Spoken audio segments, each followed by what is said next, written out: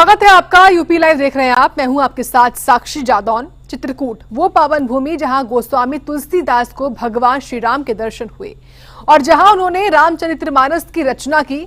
आज तुलसी जन्म जयंती महोत्सव के रंग में रंगी हुई है। इस दौरान सीएम योगी ने चित्रकूट पहुंचकर गोस्वामी तुलसीदास की कुटीर और मानस मंदिर में पूजा अर्चना भी की है। देखिए आप भी।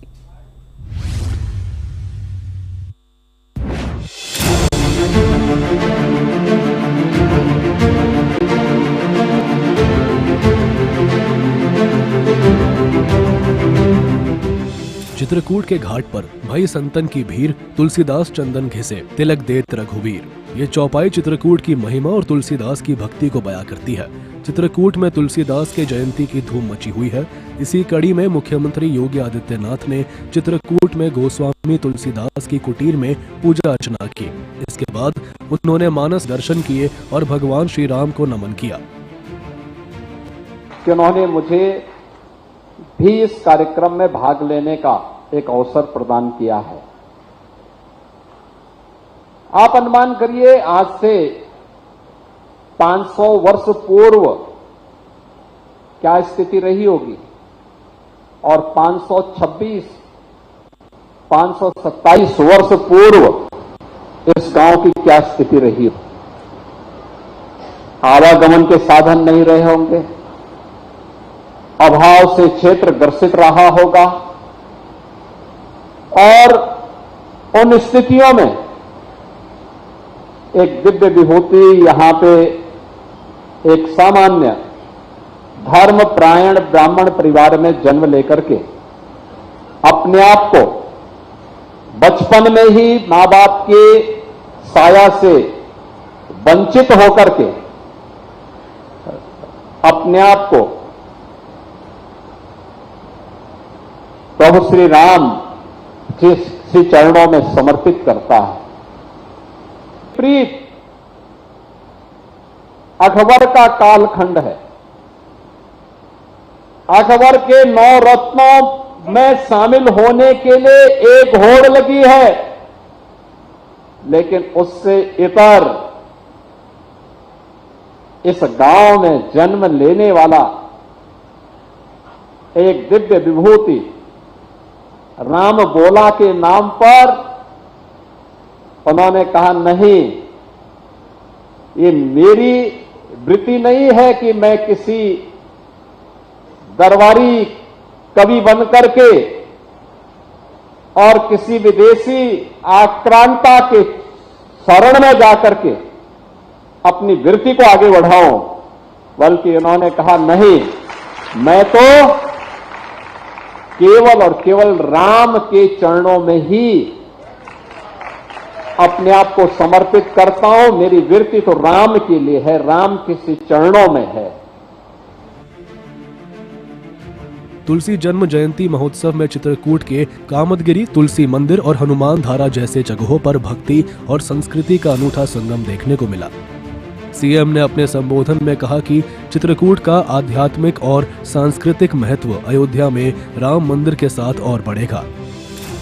धर्मपरायण ब्राह्मण परिवार में जन्म लेकर के अपने आप को बचपन में ही मां बाप के साया से वंचित होकर के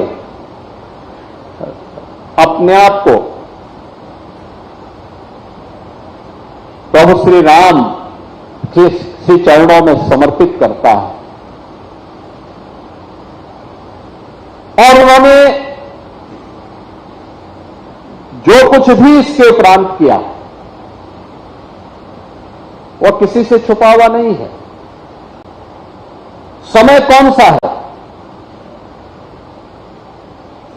एक होता है सामान्य रूप से हम लोगों के बीच में मान्यता क्या होती है,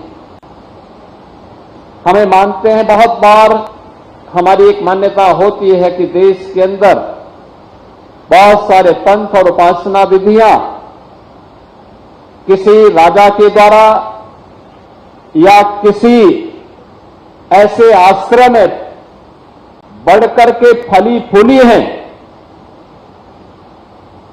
जिसका हम कभी कभी कुछ वर्चस्व देखते हैं। लेकिन उसके ठीक विपरीत अकबर का कालखंड है। अकबर के 9 रत्नों में शामिल होने के लिए एक होड़ लगी है, तो हमारे पास सहारा, हमारे पूर्वजों के पास सहारा केवल एक था, और वह था एक रामायण का गुटका। मैंने कहा कि रामायण का गुटका क्या है मुझे बताओ। तो मैंने देखा पूज्य तुलसीदास जी महाराज की रामचरितमानस ही उनका सहारा बनी थी। वे पढ़ना लिखना नहीं जानते थे, लेकिन रामचरितमानस को अपने जीवन का हिस्सा बना करके, जो हम सामान्य रूप से रामलीलाओं मंचन के माध्यम से या सामान्य बोलचाल की भाषा में जो बातों को हम दोहराते थे, लेकिन पूजा, उनके पूजा के घर में जब मैंने देखा तो रामचरितमानस की ही वहां पूजा हो रही थी। और याद करिए, श्रद्धावान लभते ज्ञानम का जो ये भाव है, हमने देखा है उन लोगों की श्रद्धा को, जो मजदूर बना के लेके गए थे, आज वे ही मॉरिशस के राष्ट्राध्यक्ष के रूप में वहां के गौरव के प्रतीक बने हुए हैं। चित्रकूट में तुलसी जन्म जयंती महोत्सव और सीएम योगी की पूजा अर्चना ने इस धाम की महिमा को और बढ़ाया है। तुलसीदास की कुटीर और मानस मंदिर में भक्ति का ये संगम आध्यात्मिकता का संदेश देता है। ब्यूरो रिपोर्ट, सूर्य समाचार।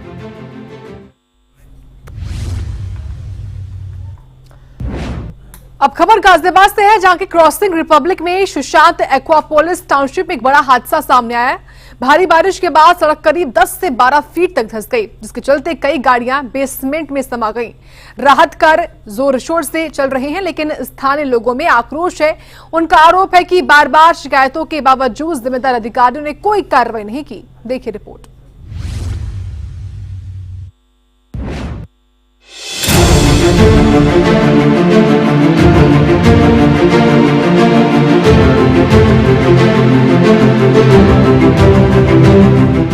गाजियाबाद के क्रॉसिंग रिपब्लिक स्थित सुशांत एक्वापोलिस टाउनशिप में उस समय हड़कंप मच गया जब भारी बारिश के बाद टाउनशिप की मुख्य सड़क अचानक से 10 से 15 फीट तक धंस गई। इस हादसे में कई गाड़ियां बेसमेंट में समा गई और बेसमेंट में भारी मात्रा में पानी भर गया। हादसे की वजह से टाउनशिप में अफरा तफरी मच गई। वहीं स्थानीय लोगों और क्रेन की मदद से गाड़ियों को निकालने का काम भी शुरू किया गया, लेकिन कई गाड़ियां बुरी तरह से क्षतिग्रस्त हो चुकी हैं। दिल्ली एनसीआर सहित गाजियाबाद में देर रात बारिश के बाद हर जगह पानी पानी नजर आ रहा है। तस्वीर आपको दिखाना चाहूंगा, गाजियाबाद के क्रॉसिंग थाना क्षेत्र है, जहां पर मिट्टी घसीटने से कई गाड़ियां उसमें समा गई हैं, जिससे कि लोगों को खासी दिक्कतों का सामना करना पड़ रहा है। वहीं कोई अभी तक जनहानि नहीं हो पाई है, लेकिन हमारे साथ सोसाइटी के अध्यक्ष हैं, उनसे बात करेंगे और जानेंगे कि क्या है कुल घटना। सर, क्या नाम है? मेरा दीपांशु जैन नाम है जी। ये जो घटना हुई है, इससे आप क्या कहना चाहेंगे? सर, ये घटना जो हुई है ये बहुत दुखद है, और पहले से ही ऐसा नहीं है कि पहली बार घटना हुई है। यहाँ पे आए दिन कोई ना कोई घटना होती है, कभी कोई अंदर होती है, कभी स्पार्क हो जाता है। सारे वायर्स अगर आप सोसाइटी में अंदर जाके देखोगे सारे खुले पड़े हैं, और उनका कोई कंप्लेंट का कोई असर नहीं है इस बंदे पे। ये जो गुप्ता जी हैं, जो मिस्टर अचल गुप्ता, इनके ऊपर कोई कंप्लेंट्स का फर्क नहीं है, कोई अथॉरिटी का डर नहीं है। ये कहते हैं जो उखाड़ना वो उखाड़ लो। तो इसकी कोई कंप्लेंट नहीं है? कंप्लेंट हमारी पिछले 10 महीने से रजिस्टर्ड है। आप रेरा अथॉरिटी चेक करा लीजिए, आप जीडीए चेक करा लीजिए, आप इनके मेल्स चेक करा लीजिए। हर टाइम पे जहाँ पे भी जरूरत पड़ी है हमने वहाँ पे कंप्लेंट कर रखी है। हमारे पास पूरा 500-700 पेजेस का एक पूरा एप्लीकेशन है, जो हर टाइम रेगुलर टाइम वहाँ जाता रहे। तो उनके द्वारा कोई कार्रवाई नहीं की? अभी 20 जून को ही जो मीटिंग हुई थी रेरा में, उन्होंने बोला था कि इसको अथॉरिटी में पुटअप करेंगे, जो कि शायद है कि इस हफ्ते या अगले हफ्ते में लगने वाली थी। जीडीए में भी अभी ये इंस्पेक्शन हुआ था, जो कि अभी लास्ट वीक ही हुआ है, उसमें भी ये रिपोर्ट आने वाली थी, लेकिन अब ये किसी को नहीं पता था कि ये कल ही हो जाएगा। अदरवाइज हम लोग इसको 10 महीने से बोल रहे हैं, 11 महीने से बोल रहे हैं, और ये सारा रिकॉर्डेड है, सारा अथॉरिटीज में, सारा राइटिंग में, एप्लीकेशंस में, कंप्लेंट्स में। क्या क्या नुकसान हुआ है इसमें? सर, इसमें बहुत सारे लोगों की, तो ये अच्छी बात है कि यहाँ पे किसी का जान उसका नुकसान नहीं हुआ है। अदरवाइज यहाँ पे गाड़ियाँ तो 4-5 डैमेज हो गई हैं, जो फुली डैमेज हैं, सामने खड़ी हैं, आप देख सकते हैं। बाकी कुछ स्कूटीज हैं, अभी आप अंदर देख लीजिए, वो तो अभी पड़ी हैं, और क्या कहते हैं, सारा आप देख ही रहे हैं। बाकी आप ये सोचिए कि इसमें 40 से ज़्यादा परिवार रह रहे हैं, जिसकी हम पिछले 1 साल से कंप्लेंट कर रहे हैं कि उन परिवारों को एनओसी दिखा के कि भाई ये मैं अप्लाई कर दिया। अब आप बताइए कि बिना कुछ बनाए तूने अप्लाई कर दिया, तो तू फॉर्ज कर रहा है ना पब्लिक के साथ। और यही हम कंप्लेंट कर रहे हैं कि ये इसी तरीके से पोजेशन चार्ज लेने के लिए कि पोजेशन चार्ज मुझे कैसे भी मिल जाए और मैं यहाँ से भाग लूँ या जो भी उसका प्लान हो, हम नहीं कह सकते, बट कुछ नहीं कर रहा। 3 साल से जीरो प्रोग्रेस है। 3 साल से आप हमारे लेटर्स देख सकते हैं, सब कुछ देख सकते हैं। हादसे के बाद गाजियाबाद विकास प्राधिकरण और जिला प्रशासन की टीमें मौके पर पहुंची। एनडीआरएफ और पुलिस की मदद से राहत कार्य शुरू किए गए। क्रेन और जेसीबी मशीनों के जरिए मलबे को हटाया जा रहा है और बेसमेंट से पानी निकालने के लिए पंप लगाए गए हैं। प्रशासन ने खतरे को देखते हुए टाउनशिप के कुछ हिस्सों को खाली करने के आदेश भी दे दिए हैं। और वहीं इस हादसे ने दिल्ली मेरठ एक्सप्रेसवे और क्रॉसिंग रिपब्लिक जैसे हाई प्रोफाइल इलाकों में बुनियादी ढांचे की गुणवत्ता पर सवाल खड़े किए हैं। ये सोसाइटी 15 साल पहले अंसर ने शुरू करी थी। ये एप्पल 7 टावर है जिसको FSI दी गई है। इसने पिछले 10 सालों में बेसमेंट का निर्माण नहीं करा है, ना कोई रैंप बनाया है, लोगों को पोजीशन दे दिया है। Around 25 families are staying in this tower which are at high risk. ये रात गाड़ियां जो हैं 11 बजे जो बारिश हुई है उसमें ये गाड़ियां जो हैं पार्किंग से नीचे जा गिरी हैं एंड 5 से 6 गाड़ियां डैमेज हो चुकी हैं। और ये बाहर जो नाले का पानी है वो ओवरफ्लो होकर सीवर के रास्ते पूरी टाउनशिप में फैल गया है। Apart from this tower another 4 towers are at high risk. उनकी लिफ्टों में भी बेसमेंट में पानी भर चुका है। बिल्डर्स ने इलीगल कनेक्शन लिए हुए हैं, उनकी तारें यहाँ खुली हुई पड़ी हुई हैं, कनेक्शन जा रहे हैं, पानी भरा हुआ है, करंट लगेगा, पानी भरेगा तो करंट पूरे कॉलोनी में फैलेगा। ये रात को 12:30-1 बजे से हुई है। 6:30 बजे विश्व भारती की बसेस उनको रोका गया कि भाई ये सड़क कट रही है, उसके बावजूद वो नहीं माने। उनका ट्रैफिक हैवी ट्रैफिक आता है, उसकी वजह से रोड और कटती चली गई। उनके ड्राइवरों ने जानबूझ के गाड़ी वहां चलाई और वो सड़क कट गई। जिला प्रशासन ने हादसे की जांच के लिए एक समिति गठित की है जो बिल्डर और GDA की भूमिका की जांच करेगी। प्रारंभिक रिपोर्ट्स में बताया गया है कि टाउनशिप में ड्रेनेज सिस्टम की कमी और खराब निर्माण की वजह से यह हादसा हुआ है। गाजियाबाद के सुशांत एक्वापोलिस में सड़क धंसने का हादसा लापरवाही और खराब बुनियादी ढांचे की गंभीर तस्वीर पेश करता है। राहत कार्य चल रहे हैं लेकिन लोगों का गुस्सा बढ़ता जा रहा है। गाजियाबाद से सूर्या समाचार के लिए सतीश कुमार की रिपोर्ट।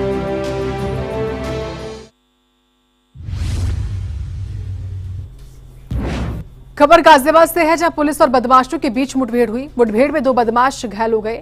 बदमाशों को अस्पताल में भर्ती कराया गया है। 20 जुलाई को ज्वेलरी शॉप में बदमाशों ने लूट की थी। अब तक 4 बदमाश गिरफ्तार हो चुके हैं। असलहा और लूट की चांदी और सोना बरामद हुआ है। तो मुठभेड़ में 2 बदमाश घायल हो गए। बदमाशों का इलाज चल रहा है। इनके पास से चोरी हुआ सामान भी बरामद हुआ है। गाजियाबाद में पुलिस बदमाशों के बीच ही मुठभेड़ हुई है। मुठभेड़ में 2 बदमाश घायल हुए हैं। बदमाश को अस्पताल में भर्ती कराया गया है।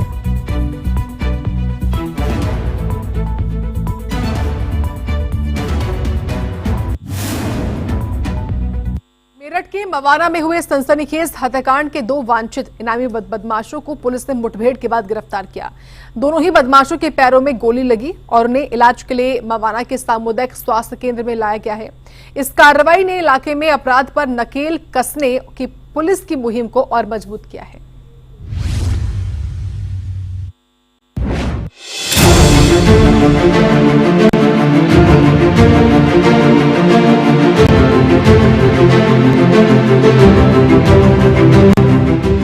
मेरठ के मवाना थाना क्षेत्र में फलौदा रोड पर पुलिस की नियमित चेकिंग के दौरान एक बड़ी कार्रवाई हुई। मवाना में सुनील नामक युवक की गोली मारकर हत्या के मामले में फरार चल रहे दोनों इनामी बदमाशों को पुलिस ने मुठभेड़ के बाद धर दबोचा। दोनों पर 25-25 हजार रुपए का इनाम था। पुलिस को सूचना मिली थी कि ये बदमाश से मोटरसाइकिल पर इलाके में घूम रहे हैं। जब पुलिस ने उन्हें रोकने की कोशिश की तो बदमाशों ने पुलिस पर ही फायरिंग शुरू कर दी। जवाबी कार्रवाई में पुलिस ने गोली चलाई जिससे दोनों ही घायल हो गए। पुलिस ने मौके से 2 अवैध तमंचे और जिंदा कारतूस के साथ ही एक मोटरसाइकिल बरामद की है। प्रारंभिक जांच में मालूम चला है कि मवाना में 15 जुलाई को युवक की ताबड़तोड़ गोलियां बरसाकर हत्या हुई थी। यह हत्या पुराने रंजिश का नतीजा मानी जा रही थी। दोनों ही बदमाश लंबे समय से फरार थे और मेरठ, मुजफ्फरनगर और सहारनपुर के इलाकों में अपनी गतिविधियां चला रहे थे। थाना क्षेत्र मवाना अंतर्गत मवाना कस्बे में फलौदा रोड पे नीलोहा कट के पास देर रात पुलिस द्वारा चेकिंग की जा रही थी। इस दौरान एक बाइक पे सवार 2 संदिग्ध युवकों को जब रोककर चेक करने का प्रयास किया गया तो अचानक उनके द्वारा पुलिस की चेकिंग टीम पे फायरिंग कर दी गई। जवाबी सेल्फ डिफेंस की पुलिस की फायरिंग में ये दोनों व्यक्ति घायल हुए हैं, जिन्हें प्राथमिक उपचार के लिए अस्पताल भेजा गया है। इनकी पहचान सुहेल उर्फ डेविल और बल्लू उर्फ जिया मेहदी नामक बदमाशों के रूप में हुई है, जो मवाना कस्बे के ही निवासी हैं और ये 25-25 हजार रुपए के पुरस्कार घोषित अपराधी हैं, जो हत्या के एक प्रकरण में थाना मवाना से ही वांटेड थे। विगत दिनों 15 जुलाई को तिहाई मोहल्ले के रहने वाले सुनील नामक व्यक्ति को इन दोनों ने अपने साथियों के साथ मिलकर गोली मार दिया था, जिनकी बाद में इलाज के दौरान मृत्यु हो गई थी। इनके पास से 2 तमंचे, कुछ कारतूस और बिना नंबर प्लेट की मोटरसाइकिल बरामद हुई है। जो प्रकरण में अग्रेतर विधिक कार्यवाही है वो थाना मवाना के द्वारा निष्पादित की जा रही है। मवाना हत्याकांड ने स्थानीय लोगों में दहशत पैदा कर दी है और इस मुठभेड़ ने पुलिस की सक्रियता को दर्शाया है। मेरठ पुलिस ने हाल ही के महीनों में कई मुठभेड़ों के जरिए अपराधियों पर नकेल कसी है और एक कार्रवाई उसी कड़ी का हिस्सा है। बदमाशों से पूछताछ में उनके अन्य आपराधिक कृत्यों और सहयोगियों के बारे में अहम खुलासे होने की उम्मीद है। मवाना में पुलिस मुठभेड़ ने हत्याकांड के 2 नामी बदमाशों को सलाखों के पीछे पहुंचाया है, लेकिन इस घटना ने एक बार फिर इलाके में बढ़ते अपराध पर सवाल उठाए हैं। सवाल ये कि क्या मवाना जैसे छोटे कस्बों में अपराध जड़ से खत्म हो पाएगा? ब्यूरो रिपोर्ट, सूर्या समाचार।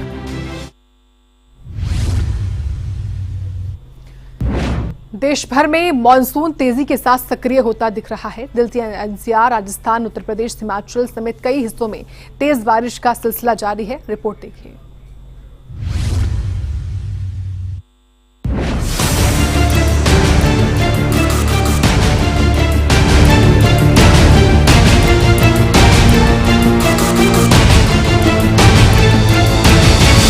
देश में मॉनसून काफी सक्रिय हो गया है। देश के अलग अलग हिस्सों में झमाझम बरसात हो रही है, वहीं पहाड़ों पर भी तेज बारिश का कहर देखने को मिल रहा है।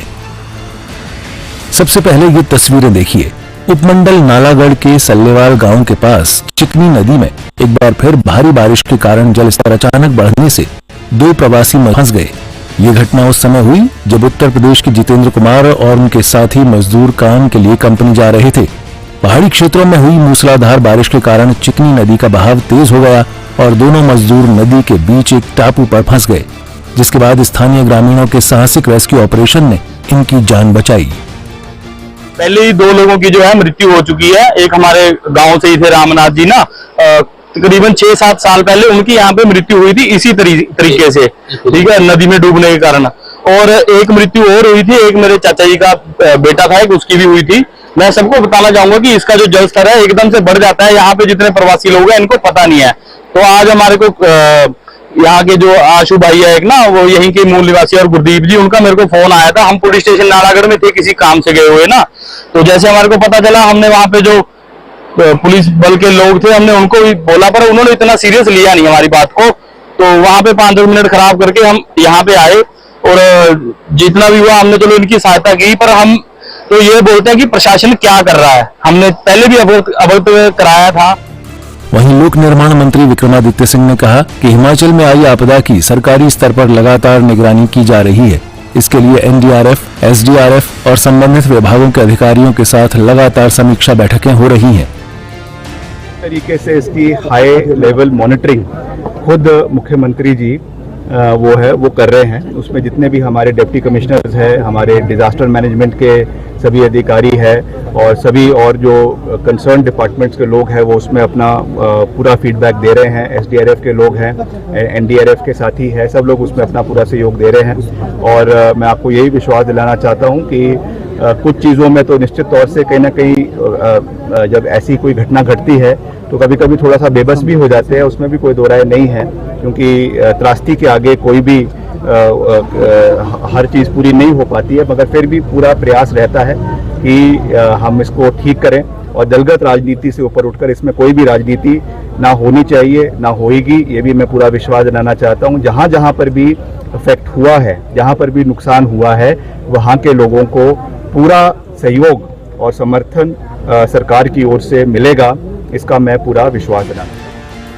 इधर मौसम विभाग ने हिमाचल प्रदेश के मौसम को लेकर अपडेट जारी किया है। विभाग के मुताबिक हिमाचल में हाल मौसम। कांगड़ा, कुल्लू मनाली, शिमला में बारिश का येलो अलर्ट। 1 अगस्त को शिमला, सोलन और सिरमौर में येलो अलर्ट। 2 अगस्त को ऊना, बिलासपुर, शिमला, सोलन व सिरमौर में अलर्ट। 3 अगस्त को ऊना, बिलासपुर, हमीरपुर, चंबा और सिरमौर में येलो अलर्ट। प्रदेश में मानसून में सामान्य से 10% ज्यादा बारिश दर्ज। प्रदेश में अब तक आपदा से 170 लोगों की मौत हुई। 1599 करोड़ की संपत्ति का नुकसान। प्रदेश में अब तक 36 लोग लापता। भारी बारिश से 289 सड़कें बाधित। 346 बिजली के ट्रांसफार्मर ठप। 284 पेयजल योजनाएं बंद हैं। वहीं पहाड़ों के साथ साथ मैदानी क्षेत्रों में भी बारिश का कहर जारी है। राजधानी दिल्ली के कई हिस्सों में बारिश हुई। निवासपुरी फ्लाईओवर के पास भारी बारिश के बाद पानी जमा हो गया। अब ये तस्वीरें भी देखिए आप जरा। उत्तर प्रदेश के प्रयागराज में भारी बारिश के बाद बाढ़ जैसे हालातों ने प्रशासन की चिंता बढ़ा दी है। तस्वीरें उत्तर प्रदेश के अयोध्या की हैं, जहां प्रसिद्ध गुप्तार घाट पर सरयू नदी का जलस्तर बढ़ गया है। जलस्तर कल क्या परसों से बहुत तेजी से बढ़ा है। लगभग 1.5 से 2 फीट ऊंचा हो गया है जलस्तर। और सभी लोग जमीन पे बालू पे होते थे, लेकिन अब जो है सीढ़ी के ऊपर आ गए हैं। 5-6 सीढ़ियां ऊपर पानी आ गया है, तो इसका जो है सुविधा बहुत बढ़िया है और ये जनता भी आ रही है स्नान के लिए। ये तस्वीरें गाजियाबाद के कविनगर स्थित एक निजी सोसाइटी की हैं, जहां लाखों रुपए मेंटेनेंस के नाम पर हर साल वसूले जाते हैं। लेकिन हालात देखिए, पूरे परिसर में घुटनों तक पानी भरा हुआ है। यहां सोसाइटी के मुख्य गेट पर आने जाने वाले लोग जल भराव से परेशान हैं। कई वाहन पानी में डूबे पड़े हैं। मध्य प्रदेश के शिवपुरी में बारिश के बीच सिंध नदी के जलस्तर बढ़ने से शिवपुरी और गुना जिलों में बाढ़ जैसे हालात हो गए। राजस्थान के सवाई माधोपुर शहर में तेज बारिश के कारण बाढ़ जैसी स्थिति खड़ी हो गई, जिससे प्रशासन की चिंता बढ़ी हुई है। ब्यूरो रिपोर्ट, सूर्या समाचार।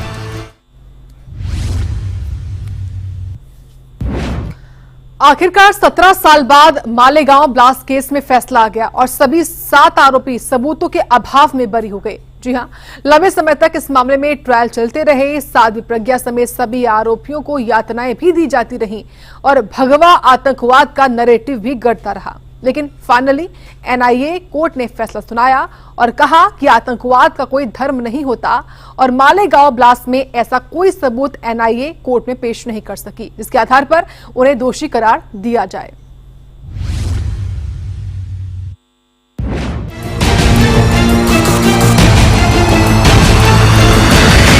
हर महादेव सिर्फ धर्म का नारा नहीं है।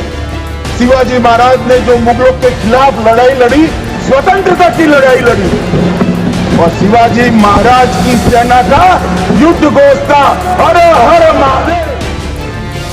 साल 2008 में महाराष्ट्र के मालेगांव में हुए ब्लास्ट केस में आखिरकार इंतजार की घड़ियां खत्म हो गईं। 17 साल बाद ही सही कोर्ट का फैसला आ गया।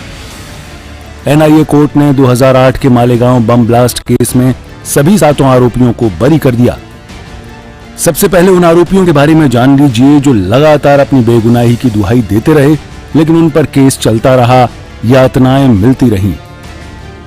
Pragya Thakur, retired lieutenant colonel पुरोहित, रमेश उपाध्याय, अजय राहेरकर, समीर कुलकर्णी, सुधाकर चतुर्वेदी, सुधाकर द्विवेदी, इन 7 आरोपियों को कोर्ट ने आरोपों से मुक्त कर दिया है।